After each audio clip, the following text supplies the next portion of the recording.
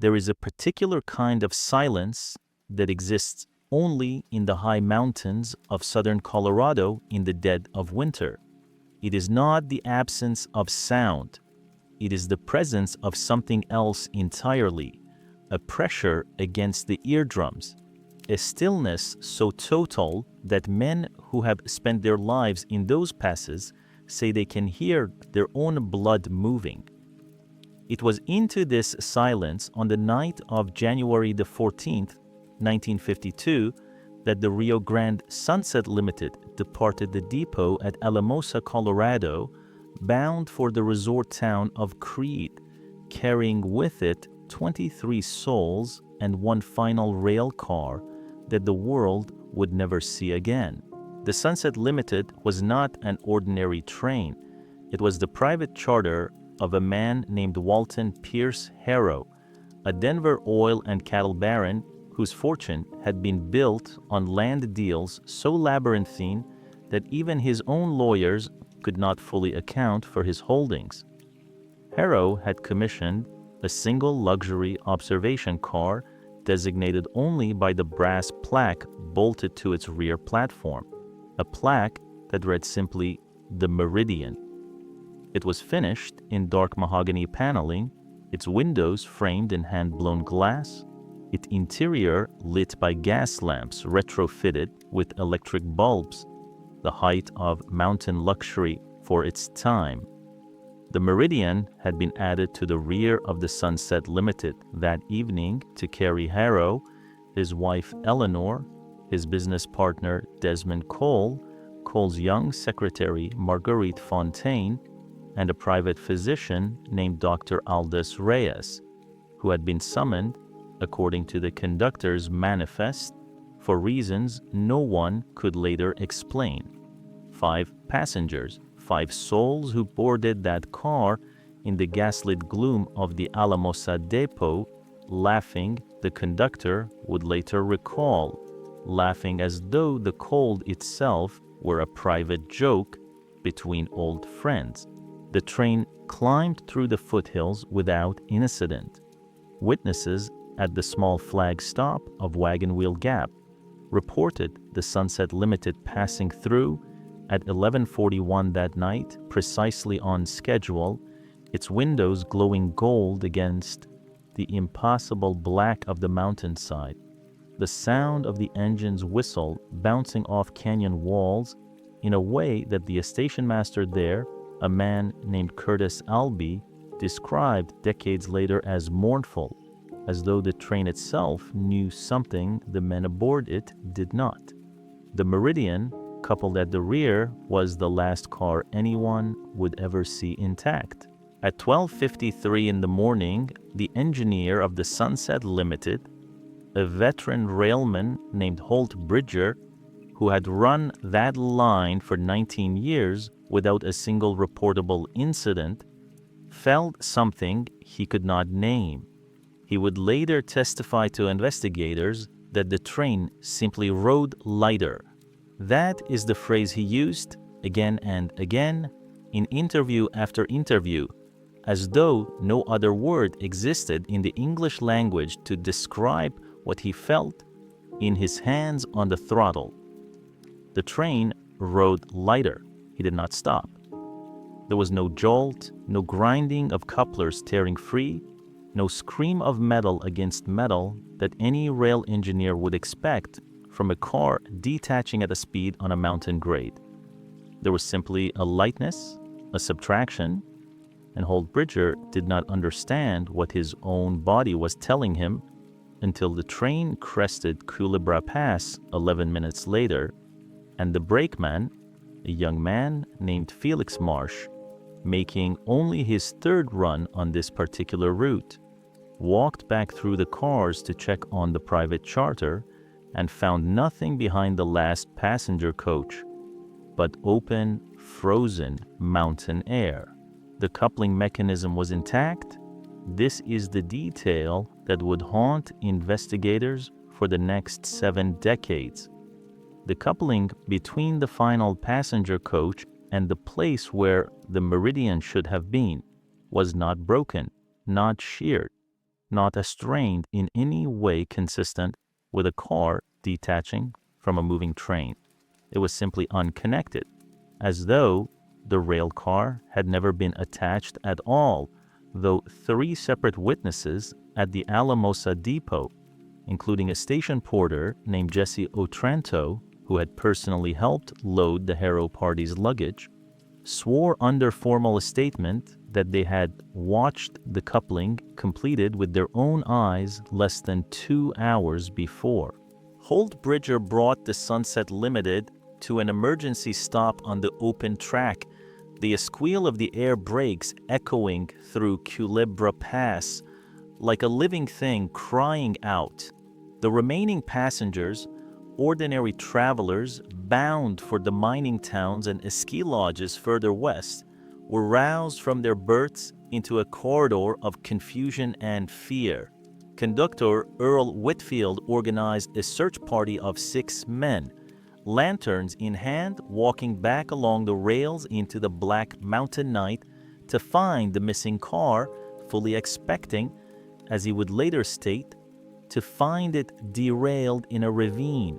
its window shattered, its luxury reduced to wreckage scattered across a snowbank. They found nothing, not wreckage, not wood splinters, not so much as a single scrap of the mahogany paneling that made the Meridian so distinctive. They walked the track for nearly 4 miles back toward Wagon Wheel Gap, lantern swinging, breath freezing in clouds before their faces, and they found absolutely no evidence that a 42-foot steel and timber rail car had ever traveled that section of track at all that night. And then there was the snow. This is the detail that, more than any other, transformed a railway mishap into one of the most enduring unsolved mysteries in the history of the American West. It had been snowing steadily across Culebra Pass since approximately 10 o'clock that evening, a soft, windless snowfall that blanketed the entire region in nearly 5 inches of fresh, undisturbed powder by the time the search party began their walk. The rails themselves were clear, swept by the passage of the Sunset Limited only minutes before. But beyond the rails, in the snowbanks on either side of the track, in the gullies where a derailed car would have tumbled, in the long sweeping curve of Culebra Pass, where any object leaving the tracks at speed would necessarily have left some trace, some furrow, some disturbance in that pristine white surface, there was nothing. No drag marks, no gouges, no broken brush or splintered fence posts. The snow lay as smooth and untouched as a held breath, as though the Meridian and its 5 passengers had not derailed at all, but had simply ceased to exist somewhere between Wagon Wheel Gap and Culebra Pass, lifted from the physical world without leaving so much as a single footprint to mark their passing. By dawn, search teams from the Rio Grande Railway, the Colorado State Patrol, and volunteers from 3 surrounding counties had walked every accessible foot of track between Alamosa and the summit of the pass. They found the undisturbed snow. They found the intact coupling. They found absolutely no sign of Walton Harrow,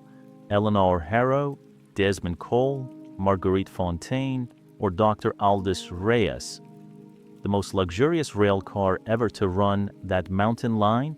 along with 5 human beings, had vanished into the thin, frozen air of the Colorado Rockies, leaving behind nothing but a single unanswered question that would echo through that pass for the next 70 years. Where does a train car go when it leaves no tracks behind it at all? The formal investigation into the disappearance of the Meridian began within hours, led by Detective Captain Raymond Solis of the Colorado State Patrol, a methodical and deeply skeptical investigator who had spent the better part of 2 decades solving crimes across the rural counties of the Southern Rockies, and who, by his own later admission, had never once in his career encountered a case that defied physical explanation so completely. Solis's first working theory was the simplest one. He believed the rail car had been deliberately uncoupled before the train ever left the Alamosa depot, perhaps as part of an elaborate insurance fraud or a staged disappearance orchestrated by Walton Harrow himself, a man known to be drowning in debts that his oil fortune could no longer cover. This theory collapsed within the first 48 hours when 3 independent witnesses,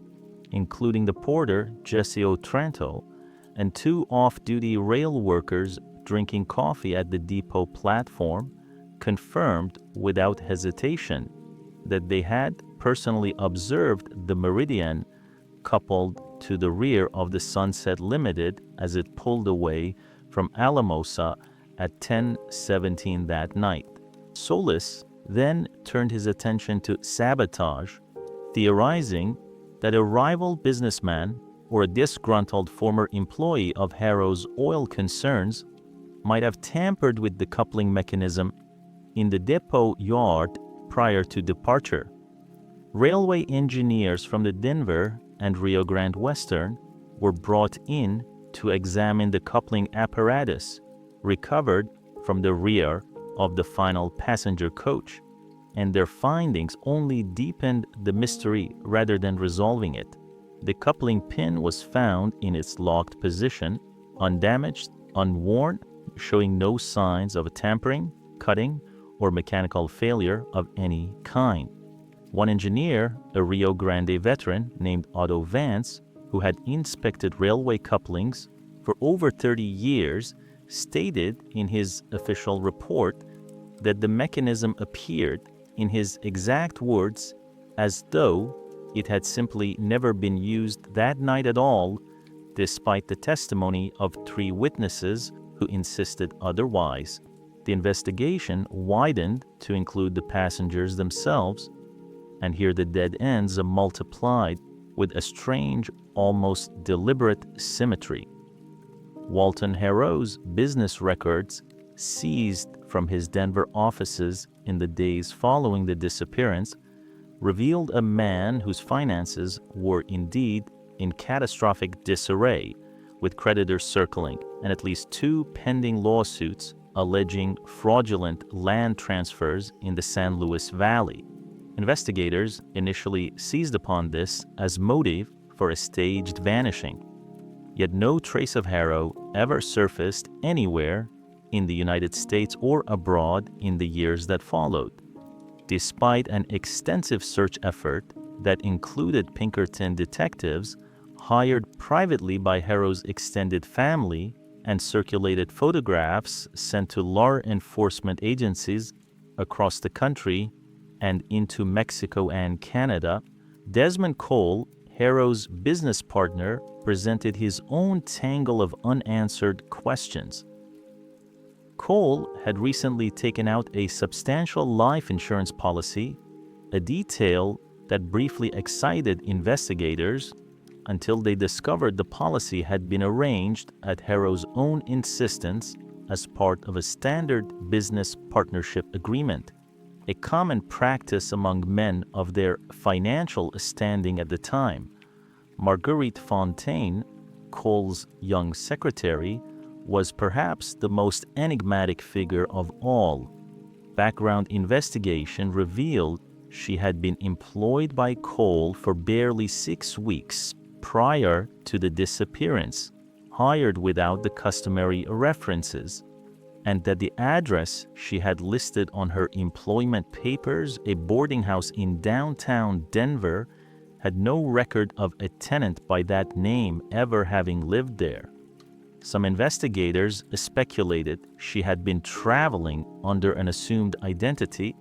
though to what end and connected to whom was a question that consumed Captain Solis for the remainder of his career without ever yielding an answer. Dr. Aldous Reyes presented the strangest puzzle of the five. Reyes was, by all accounts, a respected physician with a private practice in Colorado Springs. Yet no one among Harrow's known associates could explain why he had been summoned aboard the Sunset Limited that particular night, nor could Reyes's own nursing staff and office records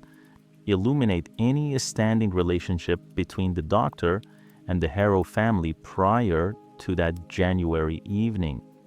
A single cryptic notation was found in Reyes's appointment ledger for that week. 3 words written in his own hand and never satisfactorily explained: Meridian finally ready. Investigators would spend years attempting to determine what those 3 words referred to,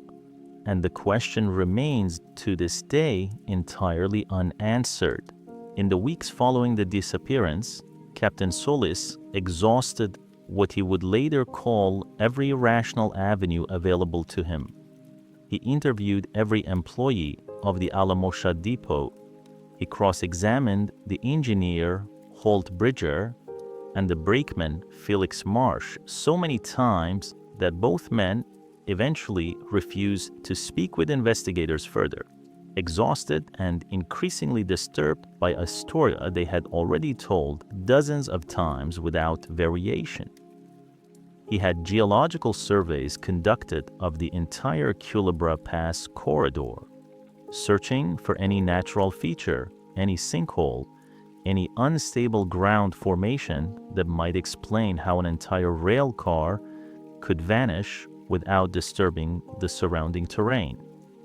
The surveys found nothing unusual whatsoever, only a solid granite bedrock beneath a typical accumulation of mountain snowpack.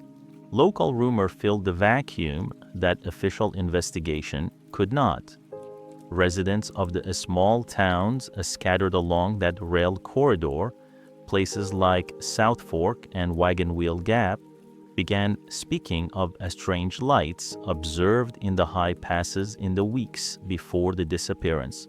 of a low humming sound some swore they had heard carried on the wind that January night, of an elderly Ute elder from the region who was said to have warned years earlier that Culebra Pass sat upon ground the old stories called Thin, a place where the boundary between one world and the next had never fully healed. Captain Solis dismissed these accounts in his official reports as the natural byproduct of grief and isolation working upon impressionable minds, yet privately, in journal entries discovered among his personal effects decades later, he confessed to a feeling he could not shake, a sense that he was investigating not a crime, but an absence, a hole torn cleanly out of the world that physical evidence simply could not fill. By the spring of 1953, 14 months after that fateful January night, the official state investigation was quietly suspended. Its case file marked unresolved, its 5 missing persons never declared legally dead, their estates and businesses left in a legal purgatory that would take their families decades to untangle in the courts. The Meridian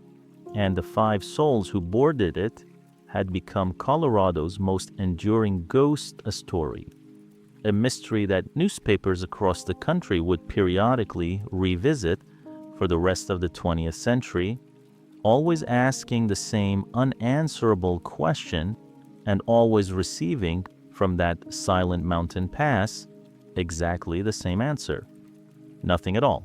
For 61 years, the case of the Meridian remained precisely where Captain Raymond Solis had left it, a cold file gathering dust in the archives of the Colorado State Patrol, periodically revived by anniversary newspaper features and late-night radio programs, but never advanced by so much as a single new fact. That changed in October of 2013 when a maintenance crew from the Rio Grande Scenic Railroad performing routine track stabilization work along an abandoned spur near Culebra Pass that had been decommissioned and overgrown for decades, made a discovery that would reopen the case in a manner no one could have anticipated. Beneath nearly 4 feet of accumulated soil, pine needles, and rockslide debris, in a section of long-forgotten siding track that did not appear on any official Rio Grande survey map dating from before 1952, the crew uncovered a buried section of rail rusted nearly beyond recognition, leading into the collapsed mouth of what appeared to be an old mining adit, a man-made tunnel carved directly into the mountainside. Crew foreman Daniel Whitlock, a 30-year veteran of mountain railway maintenance, would later describe the moment in vivid terms during a recorded interview with the state archaeologists, recalling the strange cold dread that settled over the work site the instant his crew's equipment exposed that buried rail, a feeling he said every man present shared without needing to speak it aloud. Colorado State Historical Preservation officers were called in immediately, and a careful excavation over the following 8 weeks revealed something that defied every official record of the region. The siding track led roughly 300 feet into the mountainside before terminating in a chamber that had clearly been carved and reinforced by human hands decades earlier, a chamber large enough, investigators determined through careful measurement, to accommodate a single full-sized railcar. The chamber was empty, no railcar remained within it, but the floor of that hidden tunnel told its own story in the dust and mineral deposits that had settled undisturbed for over 6 decades, preserving in faint outline the unmistakable rectangular impression where heavy steel wheels had once rested. Far more disturbing than the empty chamber itself was what investigators found tucked into a rusted strongbox wedged into a crevice along the tunnel wall. Inside, wrapped in oilcloth that had remarkably preserved its contents against the damp mountain air, were several documents bearing Dr. Aldis Reyes's distinctive handwriting, along with a single brass key stamped with the same meridian insignia that had once adorned the missing railcar's rear platform. The documents, painstakingly translated and analyzed by forensic document specialists working with the Colorado Bureau of Investigation, revealed something investigators had never once considered in 61 years of speculation. Dr. Reyes, it appeared from his own written notes, had been conducting a series of private, deeply secretive experiments, funded quietly by Walton Harrow himself, experiments concerning what Reyes referred to repeatedly and chillingly only as the threshold properties of Culebra Pass, a phrase that echoed with eerie precision the old Ute warnings that Captain Solis had dismissed as folklore 6 decades earlier. According to these recovered notes, Harrow had secretly commissioned the construction of this hidden spur and tunnel nearly 2 years before the disappearance, employing a small crew of laborers under a strict confidentiality, ostensibly for what Harrow's surviving correspondence described only as a private engineering venture related to magnetic anomalies he believed existed beneath that section of the pass. Reyes's notes suggest that Harrow had become consumed in the final 2 years of his life with a theory inherited from a previous mining survey conducted in the 1890s,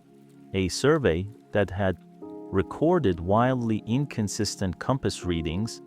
throughout that exact stretch of mountain, readings so anomalous that the original surveyors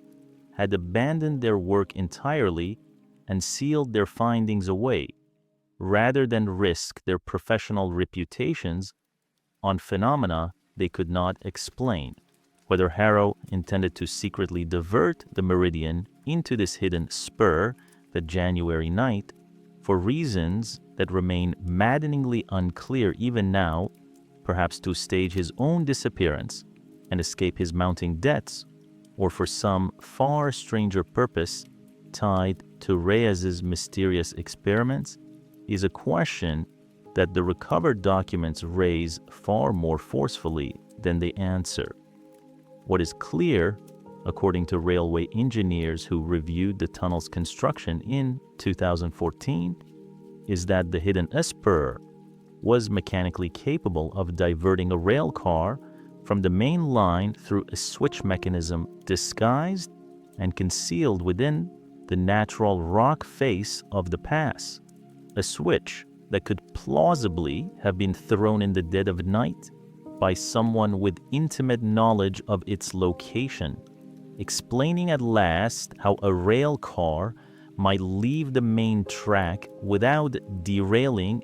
without disturbing the surrounding snow, and without leaving behind any wreckage at all. But the tunnel and the chamber were empty. No rail car, no remains, no final answer waiting in that hidden mountain darkness. Only the maddening proof that something deliberate, planned, and secret had indeed occurred that January night, orchestrated, it now seemed almost certain, by Walton Harrow himself, with Dr. Reyes as an unwitting or perhaps willing accomplice. Where the meridian went after entering that tunnel, and what became of the 5 people aboard it, remains even after this extraordinary discovery, every bit as unknown as it was on the morning of January the 15th, 1952. In the years since the discovery of the hidden tunnel at Culebra Pass, the case of the meridian has only grown stranger rather than clearer, a peculiar inversion of how most cold cases evolve once new evidence finally surfaces. The Colorado Bureau of Investigation reopened the file formally in 2014, assigning cold case specialists to re-examine every surviving document. Yet the investigation has, once again, reached a quiet and unsatisfying impasse. The tunnel itself, sealed once more for public safety reasons in 2016, following structural concerns identified by mining engineers, has become something of a pilgrimage site for amateur researchers and paranormal enthusiasts, despite its location remaining officially undisclosed by state authorities who have grown weary of trespassers attempting to locate it themselves. Several competing theories now circulate among those who have devoted years to this case. The most grounded among them suggests a far more earthly explanation than ghost stories or magnetic anomalies,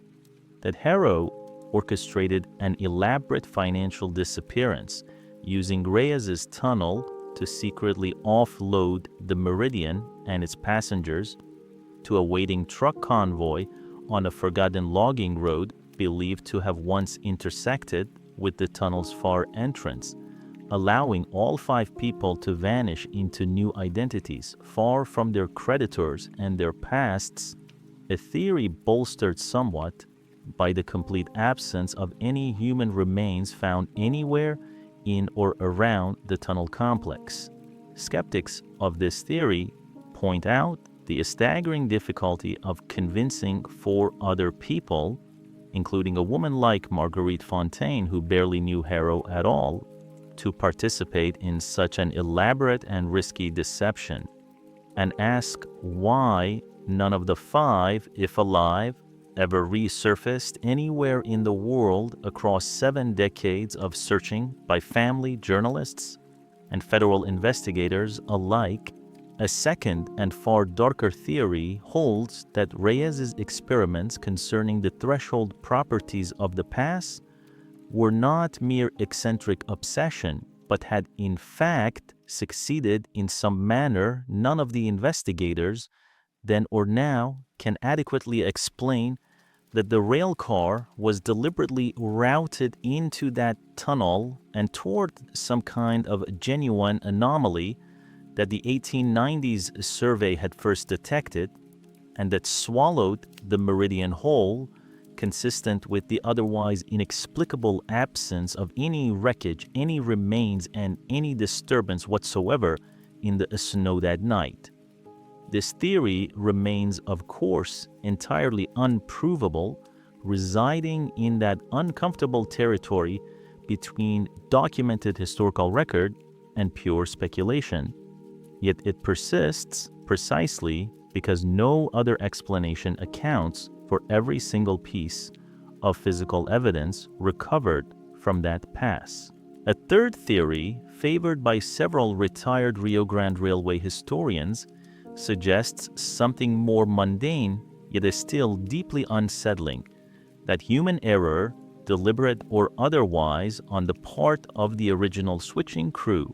sent the rail car into the tunnel by mistake during a routine and secret test of the new spur, trapping all 5 passengers inside a sealed chamber from which they could not escape, and that their remains, if they ever existed within that tunnel at all, were removed sometime in the intervening decades by parties whose identity and motive remain entirely unknown. A possibility that the Colorado Bureau of Investigation has stated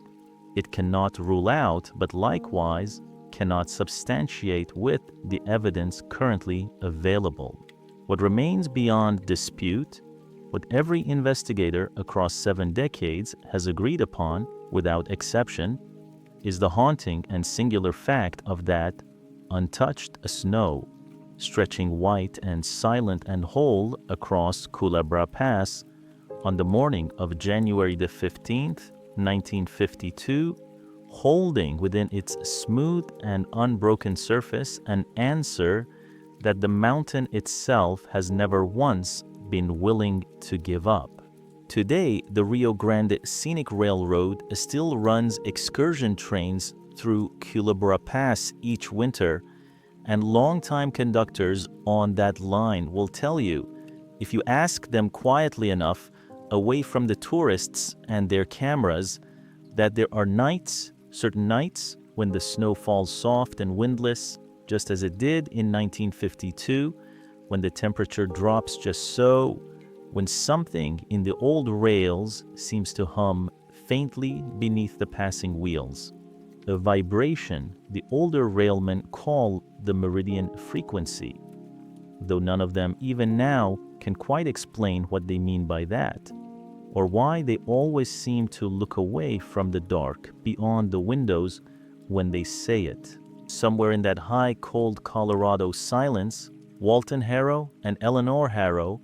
Desmond Cole and Marguerite Fontaine, and Dr. Aldous Reyes remain exactly where the mountain left them 74 years ago, in that thin and uncertain place between the world we know and whatever waits just beyond its edge. The snow falls there still every winter, soft and patient and endlessly white, covering and recovering a question that may never be answered. A single luxury railcar and 5 human lives gone without a sound, without a trace, without so much as a single footprint left behind to prove that they were ever there at all. And so the pass keeps its secret the way mountains always do, indifferent to the decades, indifferent to the investigators and the journalists and the late-night storytellers who return to it again and again, searching for an answer that may simply not exist. Perhaps that is the truest horror of Culebra Pass, the thought that some doors once closed were never meant to be opened again, and that is somewhere above the timberline, in air so cold it burns the lungs and so silent it swallows even memory itself. The meridian is still waiting, impatient as the snow for a morning that will never come.